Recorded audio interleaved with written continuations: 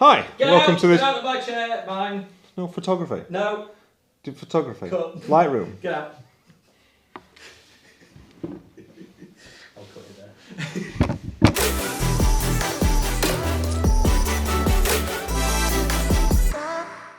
So in this basic tutorial, we're going to add music to your timeline. So from the previous videos, you should have imported all your footage in with folders. Go to your music folder and you can double click and this will open up in the preview window. So within here, you can see all the peaks and troughs of the audio and how it plays. To play it back, just hit the play button.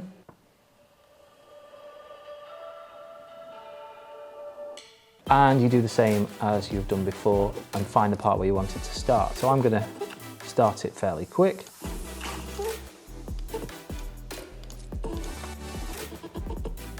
So I want it to start on the bump.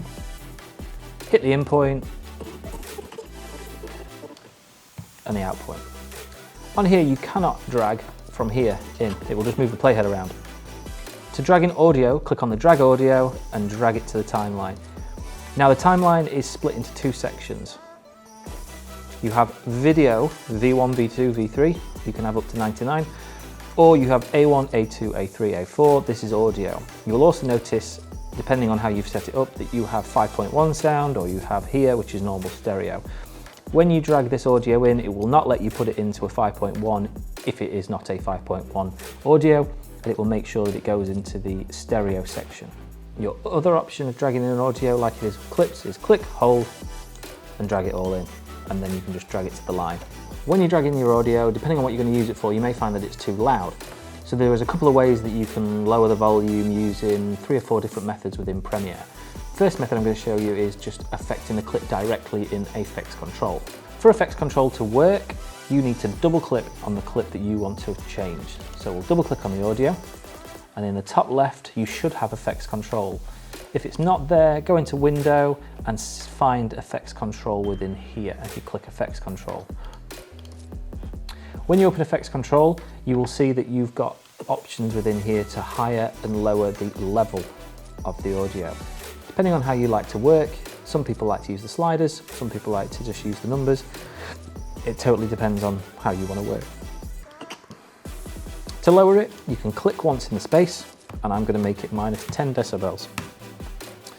And as you can see, it's now at minus 10. It's minus 10 on the slider. What you can't fully see here, which I'll just move out, is it adds what's called a keyframe. So at that point, it is minus 10. And then because I haven't changed anything later on, it will stay at minus 10. If for some reason you'd like the audio to fade out, you can do a couple of things. So you can use your playhead, move it along to where you want where the sound to go. Double click again, Effects Control. Again, if you want to zoom in, if you remember, you can zoom in using the little points at the end. I'm going to hit this button here, which adds a keyframe, and I am going to make this minus all the way down to 0. So now, at that point is 0, and at that point is minus 10, and in between it will slowly go down. So you will get this. So it will slowly go down. Your other option on how to edit audio is make your audio line bigger. By clicking at the bottom here, you'll see this symbol pop up, and you can make this bigger or smaller. It's not very obvious, but there is a line, which is the audio line here. If you click and hold on the audio line and drag down, you will see it add minus 30, or you can go above to 15. So you can manually, this is not very accurate. It's quite haphazard and good for just quickly editing it, but you can do it that way. Another option you've got is you've got different tabs at the top which do different things. So colour is for colour, effects for effects, and then you've got an audio tab. Within your audio tab you have each slider which is available for you to manipulate. So each slider represents each timeline. So A1 is the first one, A2 is the second one. Now we've manually lowered this within the effects panel. However, you can also completely lower the entire track, which means anything on this track will be lowered. So if I lower this down to minus 10.4, it will play back lower than it did before. So if I hit play, you can see that it's playing back lower.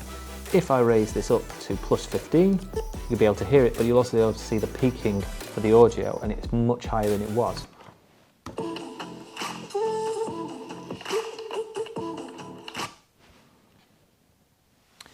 What you don't really want with audio, whenever you're editing audio, is for it to peak at the top. So when it peaks at the top, it can distort, it can be just too loud. There are different reasons for why you don't want it to peak. It's best to try and get the audio right when you're recording. However, sometimes you may be just a little bit too high. You will always have to do a bit of audio manipulation, but try not to have it peak there. As a rule, start at 0, see where it peaks, try and have it peak between sort of -6, -7 and -15. Depending on what you're editing for, you'll have to change the way and the levels. But really you want a sort of solid level throughout your entire piece so everything matches up and everything works. Much of the same that we did with transitions for video, you can also do transitions for audio. Much like you do with video, to find your audio transitions, go to Effects, and then find Audio Transitions. You only have one option, which is Crossfade, and then you can choose which version of this you want to use. So when you bring this in, you will do the same as you did with the video. Wait till it's highlighted. You can extend this if you want to, or shrink it.